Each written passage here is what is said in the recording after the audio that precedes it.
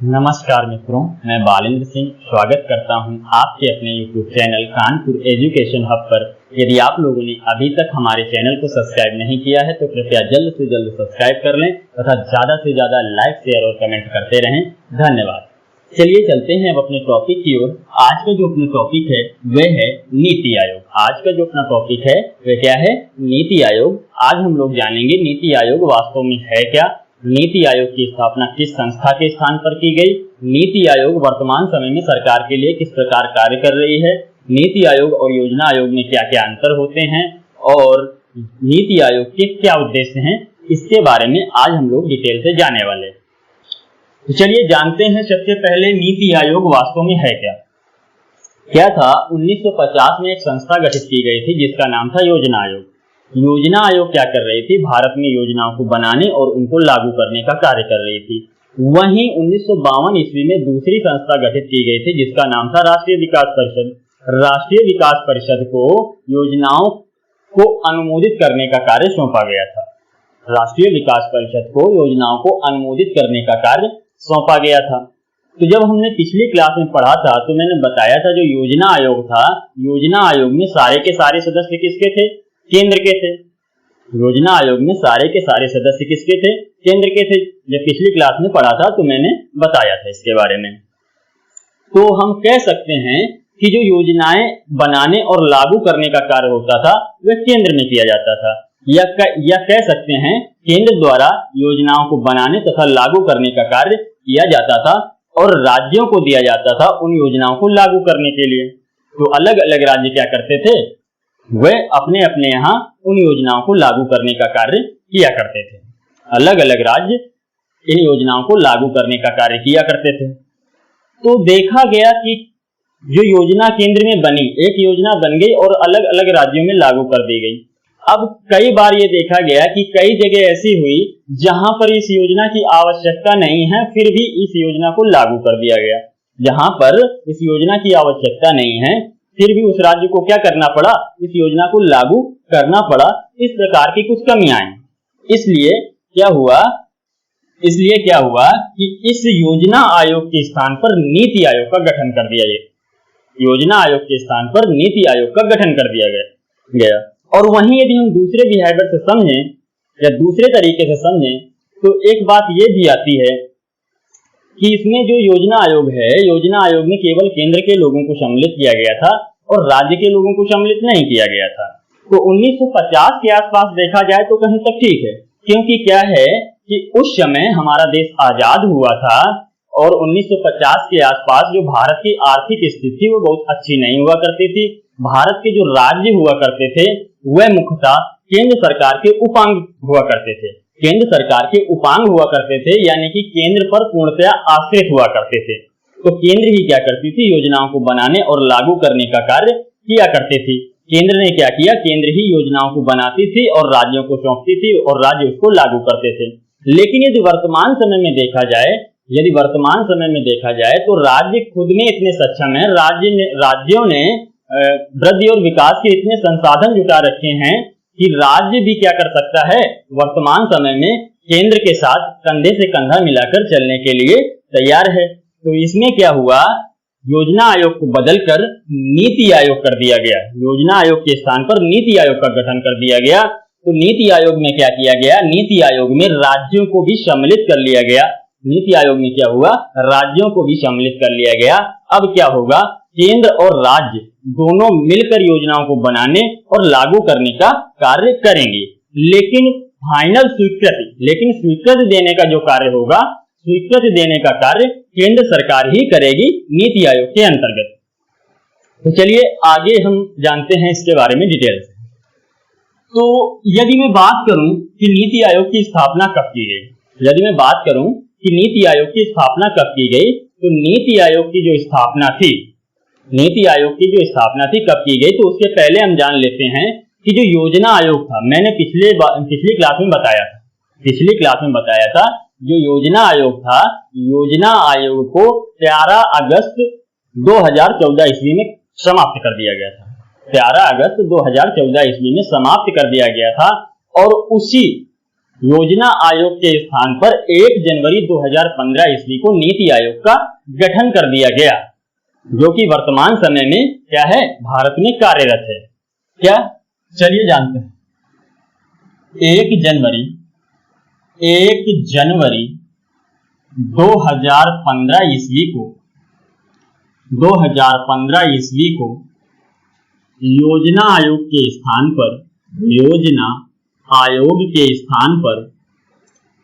योजना आयोग के स्थान पर नीति आयोग का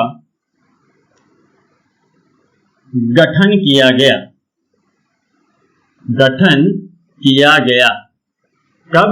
1 जनवरी 2015 ईस्वी को योजना आयोग के स्थान पर नीति आयोग का गठन किया गया। कब किया गया? 1 जनवरी 2015 को। अब यदि हम बात करें इस नीति आयोग में इस नीति का, ये जो नीति शब्द है, यदि हम बात करें इस नीति आयोग में ये जो नीति शब्द है वह किस भाषा से लिया गया है, या हम इस प्रकार लिख सकते हैं, क्या नीति शब्द जो है वह किस भाषा का शब्द है? तो जो नीति शब्द है वह हिंदी भाषा का शब्द है। किस भाषा का शब्द है? हिंदी भाषा का शब्द है। नीति जो शब्द है वह हिंदी भाषा का शब्द है। नीति आयोग में जो नीति है वह हिंदी भाषा का शब्द है। यदि हम इसके इंग्लिश मीन की बात करें, इंग्लिश में यदि इसका मतलब समझें, तो इंग्लिश में जो नीति का मतलब होता है वह होता है पॉलिसी। नीति को इंग्लिश में पॉलिसी बोलते हैं। नीति को क्या? नीति को इंग्लिश में पॉलिसी बोलते हैं। नीति को इंग्लिश में पॉलिसी बोलते हैं। तो इस प्रकार क्या होता है, कई बार एग्जाम में क्या होता है, नीति आयोग की जगह पॉलिसी आयोग दे दिया जाता है या पॉलिसी कमीशन दे दिया जाता है। नीति आयोग की जगह क्या लिख देगा? पॉलिसी कमीशन लिख दिया जाएगा। क्या? Policy commission. तो पॉलिसी कमीशन यदि लिखकर आता है, यदि आपके एग्जाम में पॉलिसी कमीशन लिखकर आता है तो आप लोग कंफ्यूज ना हो, क्योंकि ये जो पॉलिसी कमीशन होता है वास्तव में पॉलिसी कमीशन का मतलब नीति आयोग ही है। चलिए अब आगे यदि हम बात करें कि ये जो नीति है, नीति का फुल फॉर्म क्या होता है? कई बार एग्जाम में नीति का फुल फॉर्म पूछा जाता है। तो नीति का फुल फॉर्म क्या हो जाएगा?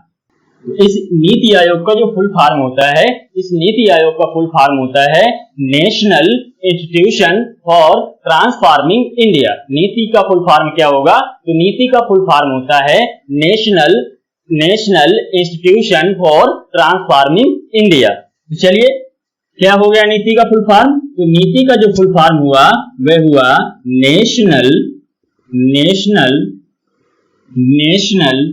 इंस्टीट्यूशन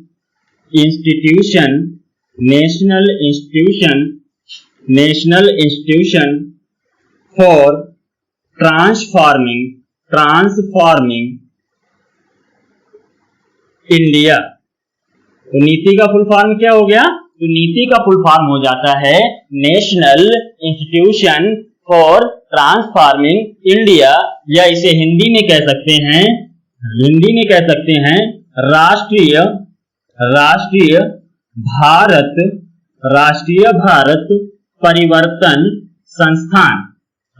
भारत परिवर्तन संस्थान। नीति आयोग का फुल फॉर्म क्या हो गया? तो नीति आयोग का फुल फॉर्म हुआ national institution for transforming India, जिसे कि हिंदी में कहते हैं राष्ट्रीय भारत परिवर्तन संस्थान। अगली यदि हम बात करें तो नीति आयोग किस प्रकार की संस्था है? यदि आपसे क्वेश्चन पूछा जाता है कि नीति आयोग किस प्रकार की संस्था है, तो नीति आयोग जो है वह अतिरिक्त संवैधानिक तथा गैर विधिक संस्था है। नीति आयोग अतिरिक्त संवैधानिक तथा गैर विधिक संस्था है। कैसी संस्था है? नीति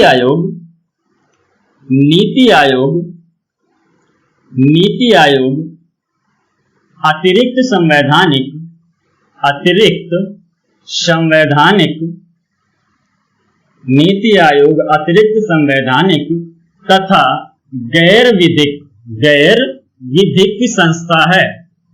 नीति आयोग अतिरिक्त संवैधानिक तथा गैर विधिक संस्था है। तो नीति आयोग किस प्रकार की संस्था है? तो नीति आयोग अतिरिक्त संवैधानिक तथा गैर विधिक संस्था है। यहाँ पर जो अतिरिक्त संवैधानिक का मतलब होता है, यहाँ पर जो अतिरिक्त संवैधानिक का मतलब है, अतिरिक्त संवैधानिक का मतलब होता है कि जिसका संविधान में उल्लेख ना हो, संविधान के अतिरिक्त, जिसका संविधान में उल्लेख ना हो उसे अतिरिक्त संवैधानिक कहते हैं। क्या? जिसका संविधान में उल्लेख ना हो, जिसका संविधान में उल्लेख ना हो, जिसका संविधान में उल्लेख ना हो उसे क्या कहेंगे? तो उसे कहेंगे अतिरिक्त संवैधानिक, यानी कि संविधान के अतिरिक्त, जिसका संविधान में कोई उल्लेख नहीं है। और वहीं जो दूसरी बात आती है गैर विधिक। तो गैर विधिक का मतलब होता है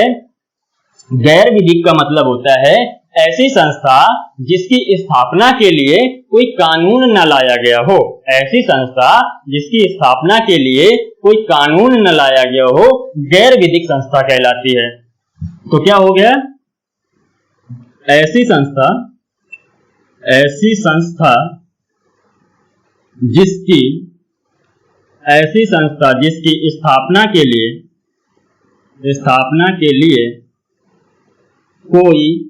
कोई कानून न लाया गया हो, ऐसी संस्था जिसकी स्थापना के लिए कोई कानून न लाया गया हो, वो क्या कहलाएगी? वह गैर विधिक संस्था कहलाएगी। कैसी? गैर विधिक संस्था कहलाएगी। ऐसी संस्था जिसकी स्थापना के लिए कोई कानून न लाया गया हो, इस प्रकार की जो संस्था होगी वह गैर विधिक संस्था कहलाएगी। अब हम लोग आगे बात करते हैं। आगे यदि हम बात करें तो बात करते हैं कि जो योजना आयोग की वह किस प्रकार कार्य करती थी और जो नीति आयोग है वह किस प्रकार कार्य करेगी। तो चलिए इसके बारे में थोड़ी सी चर्चा कर लेते हैं। चलिए चलते हैं। जो योजना आयोग, देखिए एक तरफ मैं लिख रहा हूं योजना आयोग और दूसरी तरफ नीति आयोग, ठीक है। ये किस प्रकार कार्य करेंगी इनके बारे में लिख रहा हूं। तो चलिए इस यहां हो गया योजना आयोग। क्या?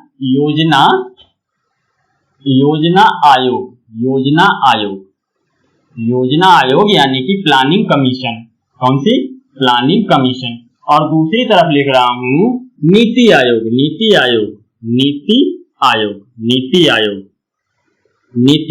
दूसरी तरफ नीति आयोग। तो चलिए जानते हैं सबसे पहले जो योजना आयोग था, योजना आयोग किस प्रकार कार्य किया करता था। योजना आयोग और राष्ट्रीय विकास परिषद मिलकर कार्य करते थे। तो योजना आयोग और राष्ट्रीय विकास परिषद जब कार्य करते थे वो किस प्रकार करते थे? तो योजना आयोग का जो कार्य था, तो योजना आयोग का कार्य टॉप टू बॉटम अप्रोच हुआ करता था। क्या? योजना आयोग का जो कार्य हुआ करता था वह कैसा होता था? टॉप टू बॉटम अप्रोच हुआ करता था। कैसा? टॉप टू बॉटम अप्रोच हुआ करता था। Top to bottom approach.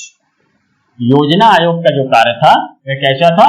Top to bottom approach था। टॉप टू बॉटम अप्रोच का मतलब हुआ टॉप में क्या थी? योजनाएं बनती थी।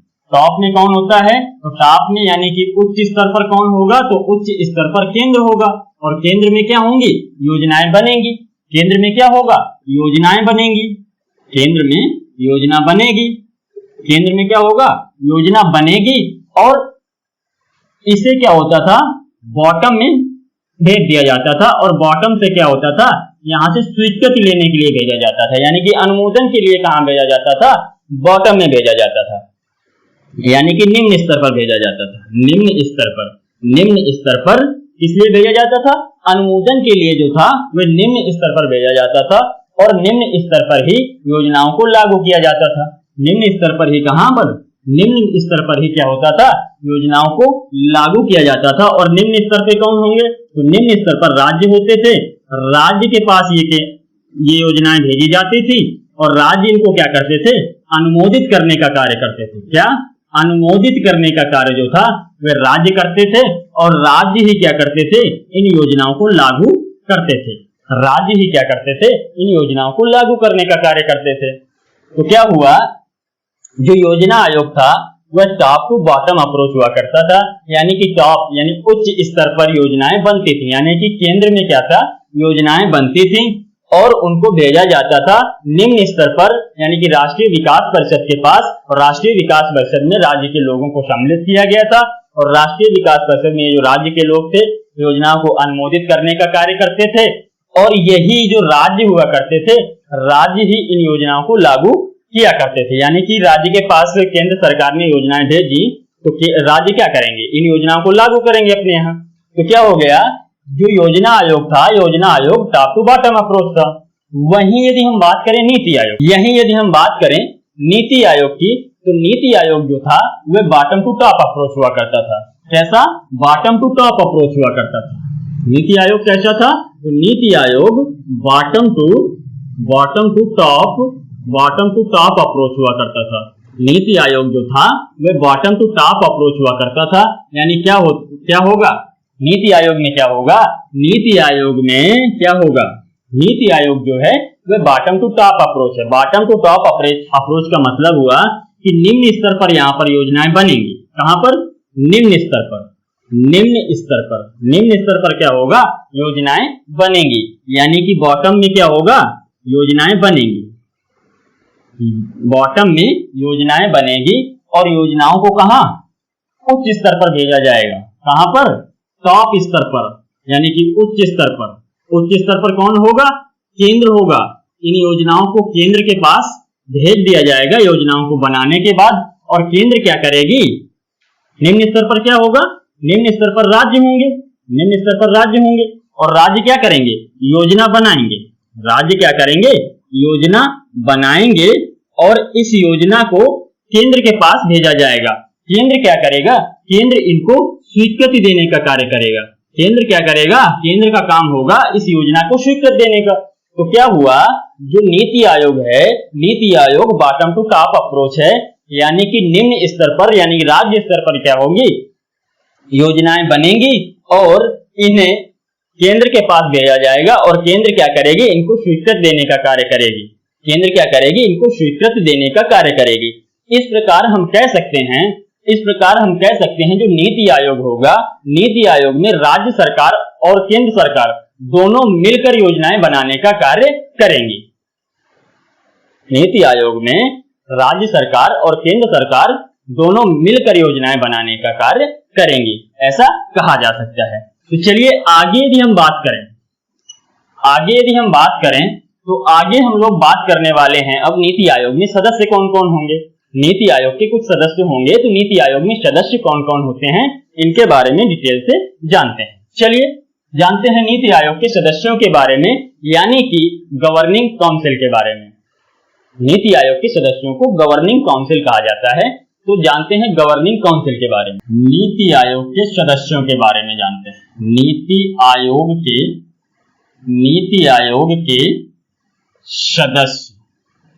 नीति आयोग के सदस्य यानी कि गवर्निंग काउंसिल।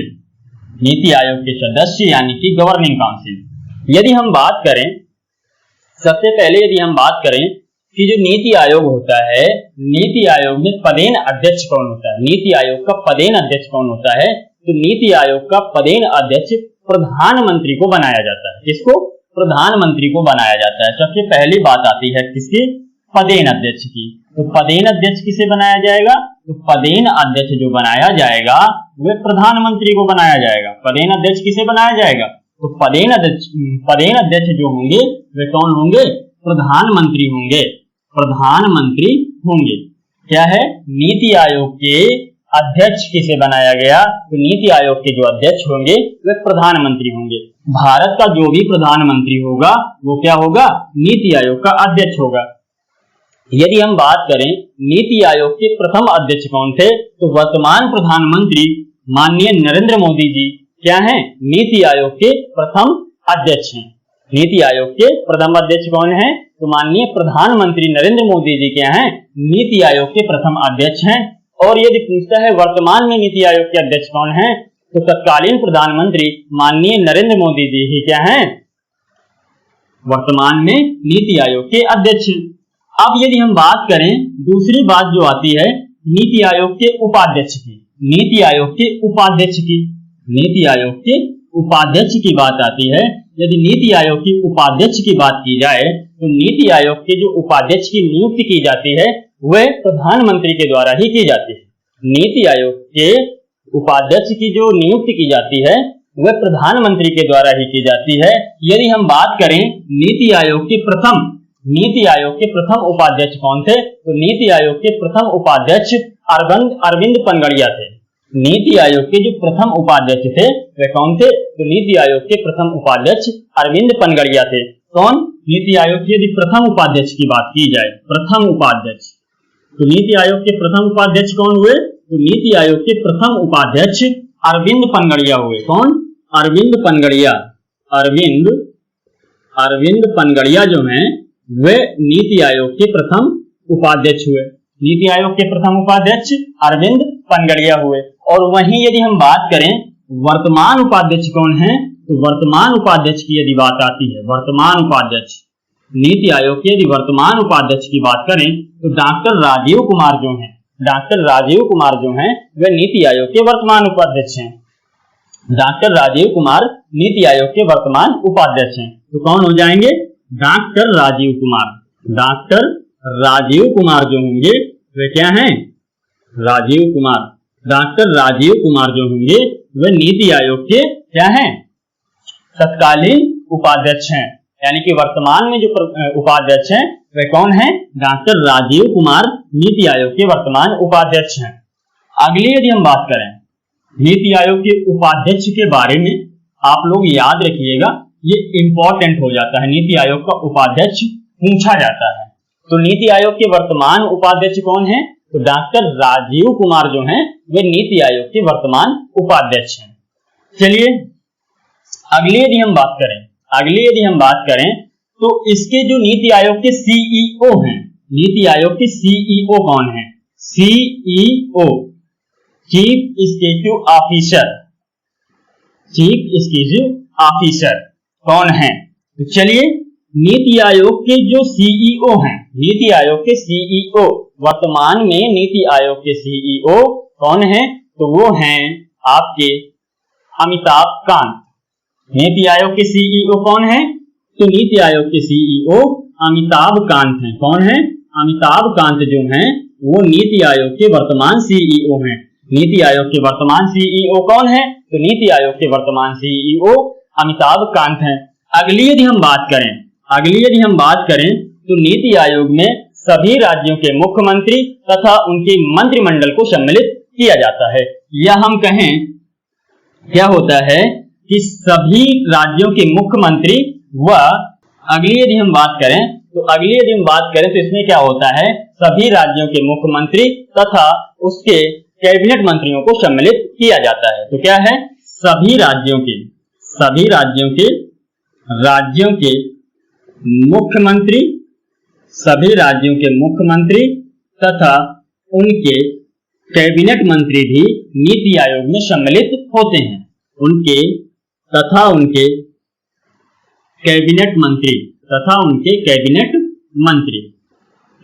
मंत्री क्या है? नीति आयोग में सभी राज्यों के मुख्यमंत्री तथा उनके कैबिनेट मंत्री भी सम्मिलित होते हैं। वहीं यदि हम बात करें तो संघ शासित राज्यों के जो उपराज्यपाल होते हैं, संघ शासित राज्यों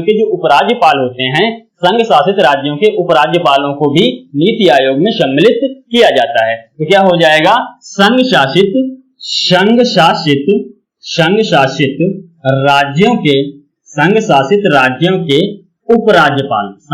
राज्यों के उपराज्यपाल जो होंगे वे किसमें? नीति आयोग में सम्मिलित होंगे। संघ शासित राज्यों के उपराज्यपाल भी नीति आयोग में शामिल किए जाएंगे। अब इसके बाद क्या होता है? इसके बाद इसमें 4 से 5 क्या होगा? 4 से 5 पूर्णकालिक मेंबर होते हैं। 4 से 5 पूर्णकालिक मेंबर होते हैं। लेकिन वर्तमान समय की यदि बात करें तो वर्तमान में 3 ही पूर्णकालिक मेंबर हैं। तो चलिए उनके बारे में हम जानते हैं। यदि आप लोग स्क्रीनशॉट लेना चाहें तो ले सकते हैं। क्या है? इसमें 4 से 5 क्या होते हैं? 4 से 5 पूर्णकालिक मेंबर होते हैं। क्या? पूर्णकालिक सदस्य।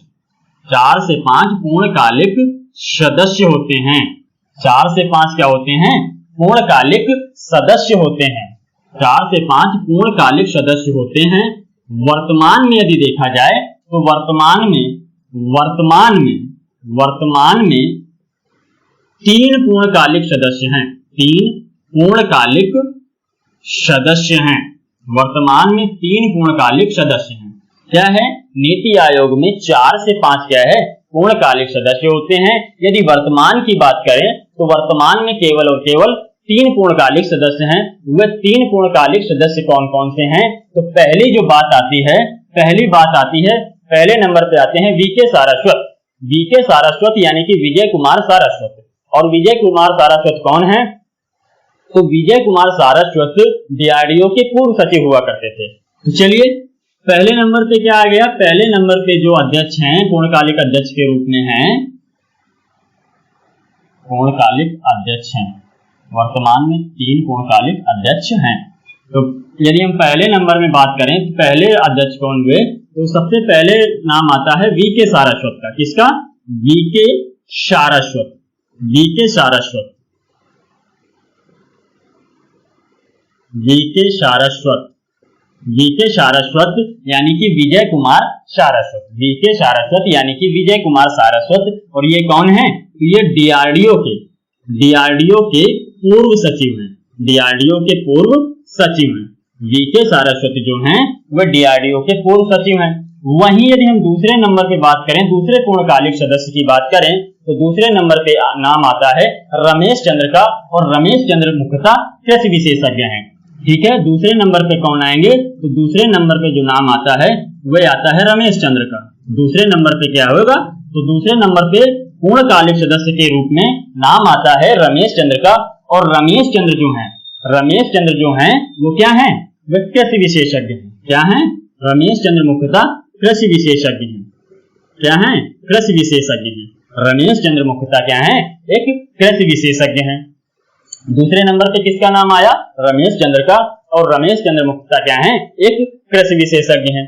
और तीसरे नंबर पे जो नाम आता है, तीसरे नंबर पे नाम आता है डॉक्टर, तीसरे नंबर पे जो नाम आता है वह आता है डॉक्टर विनोद पॉल का। किसका? Doctor Vinod Paul. Doctor Vinod Paul, doctor Vinod Paul का नाम आता है तीसरे नंबर पे। तीसरे नंबर पे जो नाम आता है वह आता है डॉक्टर विनोद पॉल का। और डॉक्टर विनोद पॉल जो हैं वे लोक स्वास्थ्य विशेषज्ञ हैं। क्या हैं? लोक स्वास्थ्य विशेषज्ञ हैं। लोक स्वास्थ्य विशेषज्ञ हैं। डॉक्टर विनोद पॉल क्या हैं? तो लोक स्वास्थ्य विशेषज्ञ हैं। डॉक्टर विनोद पॉल लोक स्वास्थ्य विशेषज्ञ हैं। तो क्या हुआ? नीति आयोग के वर्तमान में 3 पूर्णकालिक मेंबर कौन कौन से हो गए? तो वीके सारस्वत जो कि डीआरडीओ के पूर्व सचिव हैं। और दूसरे नंबर पे रमेश चंद्र का नाम आता है जो कि एक कृषि विशेषज्ञ हैं। और वहीं तीसरे नंबर पे यदि बात करें तो विनोद कुमार पॉल, डॉक्टर विनोद कुमार पॉल या डॉक्टर विनोद पॉल जो कि लोक स्वास्थ्य विशेषज्ञ हैं। डॉक्टर विनोद पॉल जो कि एक लोक स्वास्थ्य विशेषज्ञ हैं। अगली यदि हम बात करते हैं तो अगले नंबर पे क्या होता है? इसमें 2 पार्ट टाइम, इसमें क्या होता है? 2 पार्ट टाइम मेंबर्स भी सम्मिलित किए जाते हैं, या ये कहें कि 2 आंशिक सदस्य शामिल किए जाते हैं।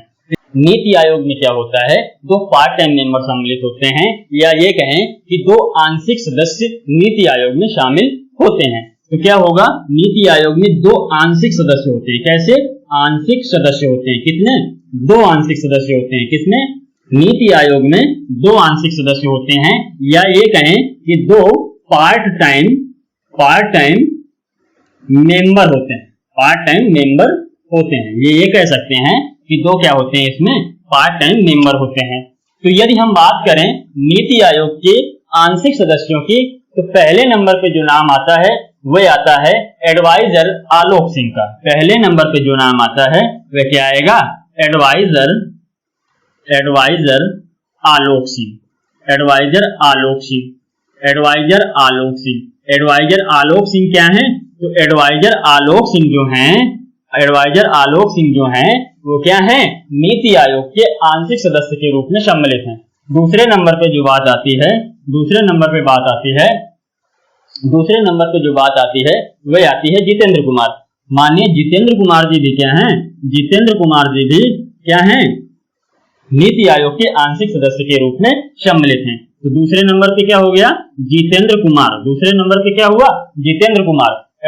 जितेंद्र कुमार भी क्या हैं, तो जितेंद्र कुमार भी नीति आयोग के आंशिक सदस्य के रूप में सम्मिलित हैं। तो नीति आयोग के आंशिक सदस्य कौन कौन से हो गए, तो नीति आयोग के आंशिक सदस्य दो हैं, वे कौन हैं, पहले एडवाइजर आलोक सिंह और दूसरे जितेंद्र कुमार। अगली यदि हम बात करें तो अगले नंबर पे जो बात आती है, पदेन सदस्य कौन कौन से होते हैं, नीति आयोग के पदेन सदस्य कौन कौन से होते हैं, इसकी चर्चा करते हैं। नीति आयोग के पदेन सदस्य, नीति आयोग के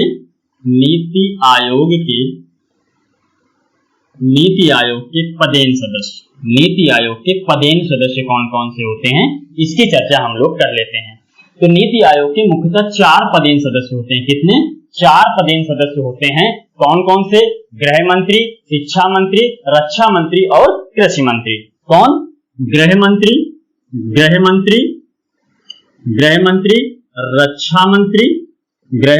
रक्षा मंत्री, कृषि मंत्री और शिक्षा मंत्री। तो क्या हो गया, नीति आयोग के पदेन सदस्य कितने हैं, तो नीति आयोग के मुख्यतः 4 पदेन सदस्य हैं। कौन कौन से, गृह मंत्री, रक्षा मंत्री, कृषि मंत्री और शिक्षा मंत्री, ये जो होते हैं नीति आयोग के पदेन सदस्य होते हैं। अगली यदि हम बात करें तो कुछ सदस्य इसमें क्या होता है, विशिष्ट निमंत्रण के रूप में शामिल किए जाते हैं। विशिष्ट निमंत्रण के रूप में नीति आयोग में कुछ सदस्य शामिल किए जाते हैं। विशिष्ट निमंत्रण यानी कि स्पेशल इन्विटीज के रूप में सम्मिलित किए जाते हैं। तो कुछ क्या होंगे इसमें, विशिष्ट निमंत्रण सदस्य होंगे। कैसे, विशिष्ट निमंत्रण सदस्य, विशिष्ट निमंत्रण यानी कि स्पेशल इन्विटीज। विशिष्ट निमंत्रण यानी कि स्पेशल इन्विटीज के रूप में कौन कौन सम्मिलित होगा, तो स्पेशल इन्विटीज के रूप में पहले नंबर पे जो आ जाते हैं, पहले नंबर पे आएंगे आपके सड़क एवं परिवहन मंत्री। क्या, सड़क एवं परिवहन मंत्रियों को क्या होता है, विशिष्ट निमंत्रण के अंतर्गत सम्मिलित किया जाता है, सड़क एवं परिवहन मंत्री। और दूसरे नंबर पे जो बात आती है, रेलवे मिनिस्टर जो होते हैं, रेलवे मिनिस्टर यानी कि रेलवे मंत्री जो होते हैं, उनको भी क्या है, विशिष्ट निमंत्रण यानी कि स्पेशल इन्विटीज के अंतर्गत सम्मिलित किया जाता है। तो दूसरे नंबर पे क्या आ जाएंगे, रेलवे मंत्री। दूसरे नंबर पे क्या आएंगे, रेलवे मंत्री जो होंगे, रेलवे मंत्रियों को विशिष्ट निमंत्रण के रूप में सम्मिलित किया जाएगा। अगली यदि हम बात करें तीसरे नंबर की, तो तीसरे नंबर पे क्या होता है, सामाजिक एवं सशक्तिकरण मंत्री। सामाजिक एवं सशक्तिकरण मंत्री को भी क्या होता है, स्पेशल इन्विटीज के रूप में सम्मिलित किया जाता है। क्या है, सामाजिक एवं सशक्तिकरण मंत्री। कौन से, सशक्तिकरण, सामाजिक एवं सशक्तिकरण मंत्री।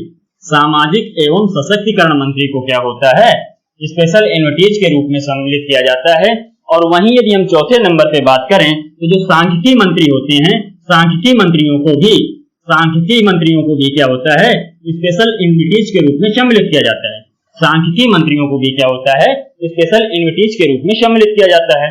तो स्पेशल इन्विटीज यानी कि विशिष्ट निमंत्रण के रूप में कौन कौन सम्मिलित हुआ, तो विशिष्ट निमंत्रण के रूप में सड़क एवं परिवहन मंत्री, रेलवे मंत्री, सामाजिक एवं सशक्तिकरण मंत्री और सांख्यिकी मंत्रियों को सम्मिलित किया गया। अब चलते हैं हम लोग आगे। ये तो हो गई आपकी नीति आयोग के सदस्यों की बात, यानी कि गवर्निंग काउंसिल की बात। अब इसके आगे हम लोग चर्चा करते हैं। आगे हम लोग बात करते हैं नीति आयोग के उद्देश्य क्या क्या हैं। ठीक है, नीति आयोग के उद्देश्यों की, नीति आयोग के उद्देश्य क्या क्या हैं, नीति आयोग के उद्देश्य क्या होते हैं, नीति आयोग के उद्देश्य कौन कौन से होते हैं। तो सबसे पहले यदि हम बात करें तो नीति आयोग का जो पहला उद्देश्य था वह ये था कि योजनाओं के क्रियान्वयन में तेजी लाने का कार्य किया जाए। तो पहला उद्देश्य क्या था, तो सबसे पहला उद्देश्य आता है कि योजनाओं के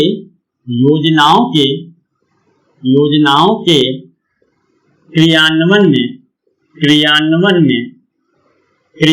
में तेजी लाना। पहला उद्देश्य क्या है, योजनाओं के क्रियान्वयन में तेजी लाना, योजनाओं के क्रियान्वयन में तेजी लाना। पहला उद्देश्य क्या हुआ, योजनाओं के क्रियान्वयन में तेजी लाना। क्या था, पहले योजना आयोग हुआ करता था और योजना आयोग की जो योजना बनाता था, योजना आयोग जो योजना बनाता था तो उसकी गति बहुत धीमी हुआ करती थी। और इसका जो नीति आयोग का प्रमुख उद्देश्य है वह ये है कि जो हम योजनाएं बनाएं, योजनाएं को बनाने में तेजी लाई जाए, तेजी के साथ योजनाएं बनाई जाएं ताकि क्या हो, जल्द से जल्द वृद्धि और विकास हो सके। तो पहला उद्देश्य क्या हुआ, पहला जो नीति आयोग का उद्देश्य था वह था योजनाओं के क्रियान्वयन में तेजी लाना। और वहीं जो दूसरा उद्देश्य हो जाता है, दूसरा उद्देश्य क्या है, केंद्र व राज्य के मध्य संबंध स्थापित करना। केंद्र व राज्य के मध्य क्या है, संबंध बनाना, केंद्र व राज्य के मध्य संबंध बनाना। दूसरा जो उद्देश्य हो जाता है वह हो जाता है केंद्र व राज्य के मध्य, केंद्र व राज्य के मध्य, केंद्र व राज्य के मध्य संबंध बनाना, केंद्र व राज्य के मध्य संबंध बनाना। इसमें क्या होगा, इसमें क्या होगा, राज्य सरकार और केंद्र सरकार दोनों मिलकर योजनाएं बनाएंगी।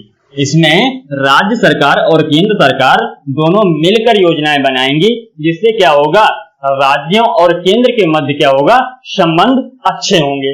तो पहली बात, दूसरी बात हो गई, दूसरी बात क्या हो गई, राज्य व केंद्र के मध्य संबंध बनाना, यानी कि जो राज्य है और केंद्र है दोनों मिलकर क्या करेंगे, योजनाओं को बनाने का कार्य करेंगे।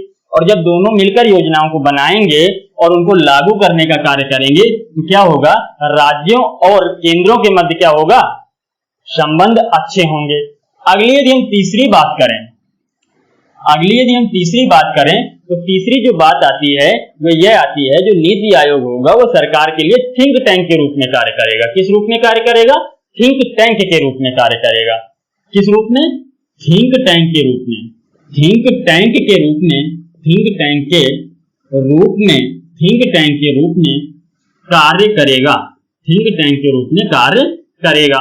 थिंक टैंक का मतलब होता है, थिंक टैंक का क्या मतलब होता है, थिंक टैंक का मतलब होता है एक सलाहकारी संस्था होगी, एक सलाहकारी संस्था होगी। ये क्या करेगी, सरकार को सलाह देने का कार्य करेगी, बल्कि ये किसी प्रकार की योजना बनाने का कार्य नहीं करेगी। जो नीति आयोग होगी, नीति आयोग किसी प्रकार की योजना नहीं बनाएगी, ये योजना बनाने के लिए क्या करेगी, सरकार को सुझाव देगी, सरकार के पास अपने विचार रखेगी, सरकार को सुझाव देने का कार्य करेगी, यानी कि सरकार को सलाह देने का कार्य करेगी, सरकार को सलाह देने का कार्य करेगी, या ये कहें कि ये एक तरह से विचार कोष के रूप में कार्य करेगी। अगली दिन तीसरी बात, चौथी बात करते हैं। चौथा जो उद्देश्य है, चौथा जो उद्देश्य था वह यह था कि योजना आयोग जो था वो कैसा था, केंद्रीकृत हुआ करता था। योजना आयोग कैसा था, योजना आयोग केंद्रीकृत हुआ करता था, केंद्रीय नीतियां हुआ करती थी। तो केंद्रीय नीतियों को समाप्त करके क्या हो, क्षेत्रीय नीतियों को बढ़ावा देना इसका प्रमुख कार्य हुआ करता था। इसका जो चौथा उद्देश्य हुआ, इसका जो चौथा उद्देश्य है, चौथा उद्देश्य यह है कि योजना आयोग की केंद्रीय नीति को समाप्त करके और क्षेत्रीय नीति को बढ़ावा दिया जाए। किसको, क्षेत्रीय नीति को बढ़ावा दिया जाए। तो चौथा उद्देश्य क्या है, इसका जो चौथा उद्देश्य हुआ, नीति आयोग का जो चौथा उद्देश्य हुआ वह ये हुआ कि योजना आयोग के केंद्रीय नीति की जगह क्षेत्रीय नीति को बढ़ावा दिया जाए। तो चौथा जो उद्देश्य हो जाता है वह ये हो जाता है कि योजना आयोग की केंद्रीय नीति की जगह क्षेत्रीय नीति को बढ़ावा देना। तो क्या हो गया, योजना आयोग की, योजना आयोग की, योजना आयोग की केंद्रीय नीति की जगह, केंद्रीय नीति की जगह, नीति की जगह क्षेत्रीय नीति को, क्षेत्रीय नीति को, क्षेत्रीय नीति को बढ़ावा देना, क्षेत्रीय नीति को बढ़ावा देना। ठीक है, योजना आयोग का जो चौथा उद्देश्य है वो क्या है, योजना आयोग की जो केंद्रीय नीति थी उसकी जगह क्या किया जाए, क्षेत्रीय नीति को बढ़ावा दिया जाए। तो योजना आयोग की यदि केंद्रीय नीति की बात करें तो क्या होता था, योजना आयोग में केंद्र सरकार होती थी। योजना आयोग की केंद्रीय नीति कुछ इस प्रकार हुआ करती थी। यहाँ पर क्या थी, केंद्र थी, यहाँ पर क्या थी, केंद्र थी, और केंद्र क्या करती थी, योजनाओं को बनाने का कार्य करती थी और उनको लागू करने का कार्य करती थी। केंद्र ने क्या किया, कोई एक योजना बनाई और योजना बनाने के बाद अलग अलग राज्यों को दे दिया। केंद्र ने कोई योजना बनाई और योजना बनाने के बाद क्या किया, अलग अलग राज्यों को दे दिया, अलग अलग राज्यों को क्या किया, योजना बनाने के बाद दे दिया। और ये राज्य क्या करेंगे, ये जो राज्य होंगे ये जो सारे राज्य होंगे, अलग अलग जो राज्य होंगे, ये राज्य क्या करेंगे, योजनाओं को लागू करेंगे। ठीक है, अलग अलग केंद्र ने क्या किया, योजना बनाई और किसको दिया, राज्य को दिया। राज्य क्या करेंगे, अपने अपने राज्यों में इन योजनाओं को लागू करेंगे। तो राज्य क्या करेंगे, राज्य इस योजना को कहां भेजेंगे, राज्य इस योजना को अपने अपने जिले में भेजेंगे। ठीक है, इस योजना को अपने अपने जिले में भेजेंगे और जिले के बाद ये योजना कहां पहुंचेगी, जिले के बाद ये योजना ब्लॉक में जाएगी। ठीक है, ये योजना ब्लॉक में जाएगी और ब्लॉक के बाद कहां जाएगी, ब्लॉक के बाद ये योजना पहुंचेगी गांव में।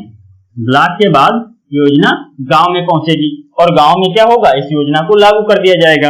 अब ये जो योजना बनी केंद्र के द्वारा राज्य को दी गई, राज्य से जिले में गई, जिले से ब्लॉक में गई और ब्लॉक से गांव में गई। अब इस गांव को इस योजना की जरूरत है या नहीं, इस गांव को इस योजना की जरूरत है या नहीं, ये केंद्र सरकार को पता नहीं होता। ये केंद्र सरकार को पता नहीं होता है, लेकिन ये योजना यहाँ भेज दी जाती है। तो इसीलिए क्या हुआ, इसकी जगह नीति आयोग बनाया गया और नीति आयोग में क्या किया जाएगा, नीति आयोग में क्षेत्रवाद को बढ़ावा दिया गया, यानी कि जो क्षेत्रीय नीति को अपनाया गया। नीति आयोग में क्या हुआ, क्षेत्रीय नीति या स्थानीय नीति को अपनाया गया। नीति आयोग जो होगा वह क्षेत्रीय नीति या स्थानीय नीति को अपनाएगा। इधर क्या होगा, ये जो गांव है, ये गांव अपनी समस्या कहां बताएगा, ब्लॉक में बताएगा और ब्लॉक जो होगा वो अपनी समस्या जिले में बताएगा और जिला क्या होगा, राज्य में अपनी समस्या को बताएगा और राज्य क्या करेगा, राज्य नीति आयोग में इस समस्या को रखेगा और नीति आयोग के जो लोग हैं, नीति आयोग में आंशिक और पूर्णकालिक सदस्य होते हैं जो कि काफी बौद्धिक लोग होते हैं, अलग अलग क्षेत्रों के क्या होते हैं, विशेषज्ञ होते हैं। ये क्या करेंगे, जब राज्य नीति आयोग को ये समस्या बताएगी तो नीति आयोग उस पर विचार करेगा, उसके लिए संसाधन जुटाने का कार्य करेगा और उसके बाद क्या करेगा, उसके बाद सलाह के रूप में सरकार को देगा। उसके बाद एक सलाह के रूप में सरकार को देगा। सरकार बाद में चाहे तो उस योजना को लागू करे या ना करे, सरकार अपने हिसाब से बाद में उस योजना को लागू कर सकती है। सरकार क्या होगी, जब ये क्या करेगी, नीति आयोग को देगी। नीति आयोग में अलग अलग क्षेत्रों के क्या होते हैं, विशेषज्ञ होते हैं, अलग अलग क्षेत्रों के विशेषज्ञ होंगे और अलग अलग क्षेत्रों के जो विशेषज्ञ होंगे वे इस समस्या पर विचार करेंगे, इस समस्या में संसाधनों के बारे में सोचेंगे और संसाधनों को जुटाने का कार्य करेंगे। उसके बाद सरकार को क्या है, एक सलाह के रूप में इस समस्या के बारे में बताएंगे, एक विचार देंगे सरकार को अपना, और सरकार क्या करेगी, सरकार बाद में उस योजना को लागू करने का कार्य करेगी। और लेकिन जो फाइनल यदि हम कहें अंतिम स्वीकृति जो मिलेगी, अंतिम स्वीकृति केंद्र सरकार के द्वारा दी जाती है। अंतिम स्वीकृति जो दी जाएगी वह किसके द्वारा दी जाएगी, केंद्र सरकार के द्वारा दी जाएगी। तो आगे इस प्रकार क्या होगा, इस प्रकार से नीति आयोग कार्य करेगा। इस प्रकार से क्या होगा, इस प्रकार से नीति आयोग कार्य करेगा। ये है उस नीति आयोग का स्ट्रक्चर। क्या होगा, गांव से ब्लॉक में पहुंचेगी समस्या, उसके बाद जिले में, जिले से राज्य में, राज्य क्या करेगा, राज्य नीति आयोग को देगा और नीति आयोग के जो पूर्णकालिक और आंशिक सदस्य होते हैं वे काफी बौद्धिक लोग होते हैं। वो क्या करेंगे, इस समस्या के बारे में विचार करेंगे और विचार करने के बाद संसाधन जुटाने का कार्य करेंगे। उसके बाद सरकार को एक सलाह के रूप में प्रस्तुत करेंगे। सरकार उसके बाद उस योजना को लागू करने का कार्य करेगी या उस योजना पर कार्य करेगी। लेकिन जो योजना होगी, योजना यदि हम बात करें, यदि योजना को लागू करना है तो योजना के लागू करने से पहले केंद्र सरकार के पास वो योजना भेजी जाएगी, इसलिए केंद्र सरकार ही उस योजना को स्वीकृति देने का कार्य करेगी।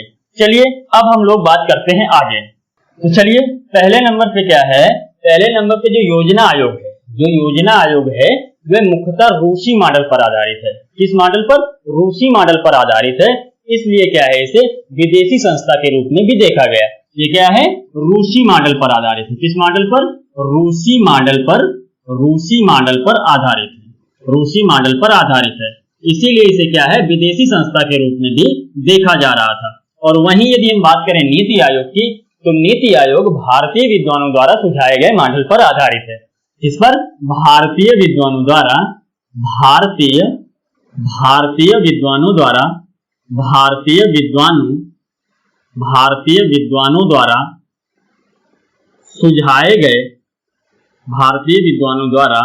सुझाए गए मॉडल पर आधारित है। भारतीय विद्वानों द्वारा सुझाए गए मॉडल पर आधारित है। क्या नीति आयोग जो है वह भारतीय विद्वानों द्वारा सुझाए गए मॉडल पर आधारित है।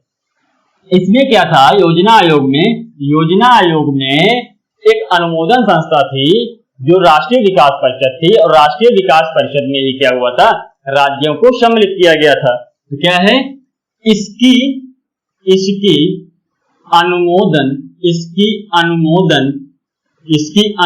संस्था राष्ट्रीय विकास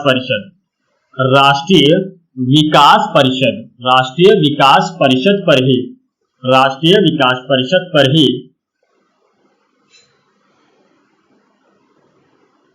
राज्यों को शामिल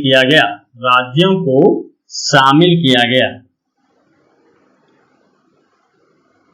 क्या था, इसकी अनुमोदन संस्था राष्ट्रीय विकास परिषद पर ही राज्यों को सम्मिलित किया गया।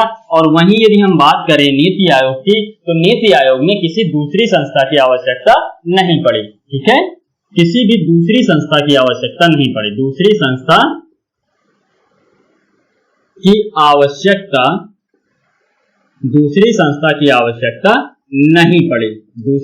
की आवश्यकता नहीं पड़ी। किसमें, नीति आयोग में किसी दूसरी संस्था की आवश्यकता नहीं पड़ी। नीति आयोग में किसी भी प्रकार की दूसरी संस्था की आवश्यकता नहीं पड़ी।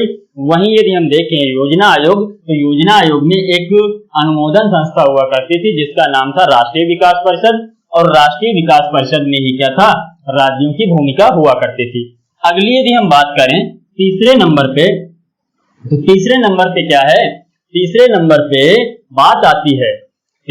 पे जो बात आती है वह आती है कि जो योजना आयोग था, योजना आयोग में केंद्रीय भूमिका अधिक थी। क्या, योजना आयोग में केंद्रीय भूमिका अधिक हुआ करती थी। कैसी, केंद्रीय भूमिका अधिक थी। योजना आयोग में केंद्रीय भूमिका अधिक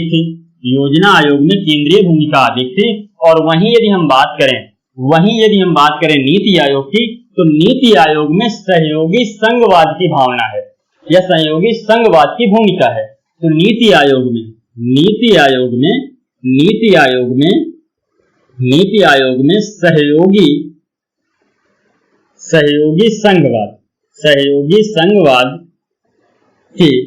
आयोग में सहयोगी संघवाद की भूमिका है।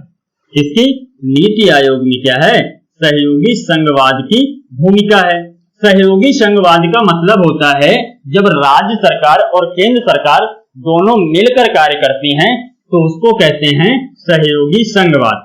ठीक है, जब राज्य सरकार और केंद्र सरकार दोनों मिलकर कार्य करती हैं तो उसे सहयोगी संघवाद कहा जाता है।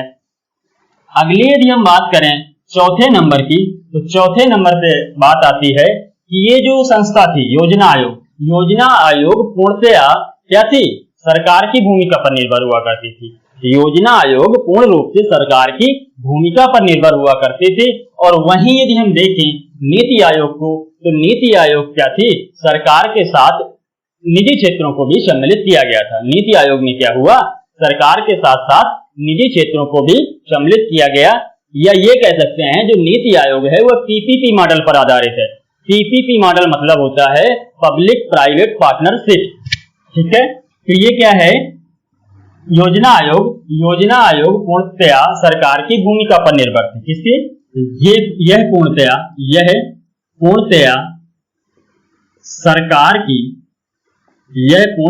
सरकार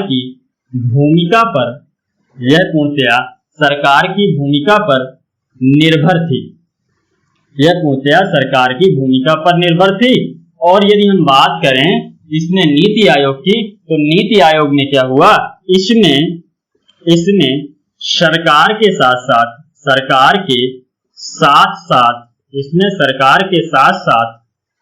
निजी क्षेत्रों को भी शामिल किया गया। इसमें क्या हुआ, जो नीति आयोग थी, नीति आयोग में सरकार के साथ साथ निजी क्षेत्रों को भी शामिल किया गया, या ये कह सकते हैं क्या पीपीपी मॉडल पर आधारित थी। पीपीपी मॉडल पर आधारित है, मॉडल पर आधारित है, पीपीपी मॉडल पर आधारित है।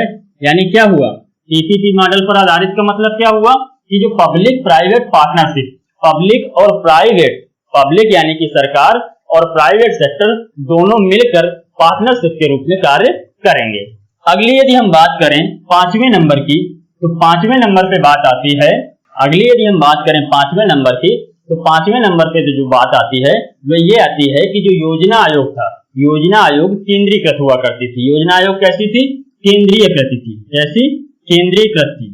योजना आयोग केंद्रीकृत थी। योजना आयोग कैसी थी, केंद्रीयकृत थी। और वहीं यदि हम बात करते हैं, किसकी, वहीं यदि हम बात करें नीति आयोग की, तो नीति आयोग में क्या हुआ, क्षेत्रीयता व स्थानीयता पर बल दिया गया। किसमें, क्षेत्रीयता व स्थानीयता पर बल दिया गया। इसमें नीति आयोग में क्या हुआ, क्षेत्रीयता व स्थानीयता पर बल दिया गया, क्षेत्रीयता व स्थानीयता पर बल दिया गया। इसमें नीति आयोग में क्षेत्रीयता व स्थानीयता पर बल दिया गया। अगली यदि हम बात करें 7 नंबर पे, तो 7 नंबर पे बात आती है, इसमें किसी भी प्रकार के आंशिक सदस्यों को सम्मिलित नहीं किया गया था। किसमें, योजना आयोग में कोई भी आंशिक सदस्य नहीं हुआ करता था। ठीक है, योजना आयोग में कोई भी आंशिक सदस्य नहीं हुआ करता था। इसमें आंशिक सदस्य यानी कि पार्ट टाइम मेंबर नहीं थे। इसमें आंशिक सदस्य नहीं थे, यानी कि पार्ट टाइम मेंबर क्या थे, नहीं थे। और इसमें क्या है, जो नीति आयोग है, नीति आयोग में पार्ट टाइम मेंबर होते हैं, यानी कि क्या है, आंशिक सदस्य होते हैं। इसमें आंशिक सदस्यों को शामिल किया गया।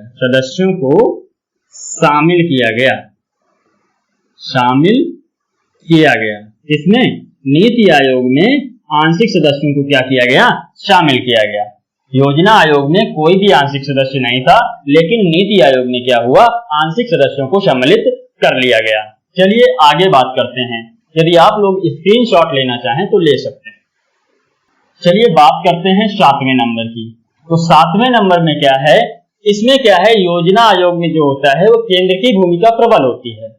योजना आयोग में केंद्र की भूमिका प्रबल होती है, क्योंकि योजनाओं को बनाने और लागू करने का कार्य केवल केंद्र को दिया गया था। तो इसमें क्या है, केंद्र की भूमिका प्रबल होगी। किसकी, केंद्र की भूमिका प्रबल होती है, केंद्र की भूमिका प्रबल होती है। और वहीं यदि हम बात करें नीति आयोग की, तो नीति आयोग में राज्यों की भूमिका प्रबल होती है। किसकी, राज्य की भूमिका प्रबल होती है। राज्य ही क्या करेंगे, राज्य ही योजनाओं को बनाएंगे और योजनाओं को बनाने के बाद केंद्र के पास भेजेंगे और केंद्र उनमें स्वीकृति देने का कार्य करती है। तो इसमें क्या होगा, नीति आयोग में राज्य की भूमिका प्रबल होती है। किसकी, राज्य की भूमिका प्रबल होती है। राज्य की भूमिका प्रबल होती है। राज्य की भूमिका प्रबल होती है। नीति आयोग में राज्य की भूमिका प्रबल होती है। अगली यदि हम बात करें 8 नंबर की, तो जो ये जो योजना आयोग है, योजना आयोग जो है वह सरकार के लिए विचार कोष यानी कि थिंक टैंक के रूप में कार्य करेगा, एक सलाहकारी संस्था थी। ठीक है, ये जो योजना आयोग है, योजना आयोग क्या था, सरकार के लिए एक थिंक टैंक यानी कि विचार कोष था, या ये कहें सलाहकारी संस्था थी। और ये सलाहकारी संस्था होने के साथ साथ क्या करती थी, कई विभागों तथा मंत्रालयों को धन आवंटित करने का कार्य किया करती थी। क्या, जो योजना आयोग है, योजना आयोग सरकार के लिए विचारकारी अथवा सलाहकारी संस्था होने के साथ साथ कई विभागों तथा मंत्रालयों को धन आवंटित करने का कार्य करती थी। तो क्या हो जाता है, यह सरकार के लिए विचार कोष, विचार कोष अथवा सलाहकारी, सलाहकारी संस्था होने के साथ साथ, होने के साथ साथ, होने के साथ साथ कई विभागों, कई विभागों तथा मंत्रालयों को, मंत्रालयों को धन आवंटित करने का, धन आवंटित, धन आवंटित, कई विभागों तथा मंत्रालयों को धन आवंटित करने का, करने का कार्य करती थी। जो योजना आयोग थी, योजना आयोग क्या करती थी? सरकार के लिए विचार कोष या सलाहकारी संस्था होने के साथ साथ ये कई विभागों और मंत्रालयों को धन आवंटित करने का कार्य किया करती थी। लेकिन ये जो नीति आयोग है, नीति आयोग क्या करेगी? सरकार के लिए विचार कोष, सलाहकारी संस्था तो होगी, नीति आयोग जो होगी सरकार के लिए सलाह कोष या विचारकारी संस्था तो होगी। लेकिन ये जो नीति आयोग, लेकिन ये जो नीति आयोग है, नीति आयोग सरकार के लिए विचार कोष यानी कि सलाहकारी संस्था तो होगी, थिंक टैंक के रूप में कार्य तो करेगी, लेकिन विभिन्न विभागों और मंत्रालयों को धन आवंटित नहीं करेगी। तो क्या होगा? यह केवल सरकार के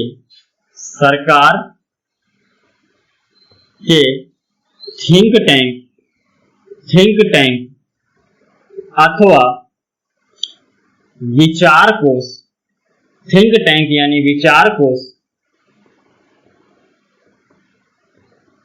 अथवा सलाहकारी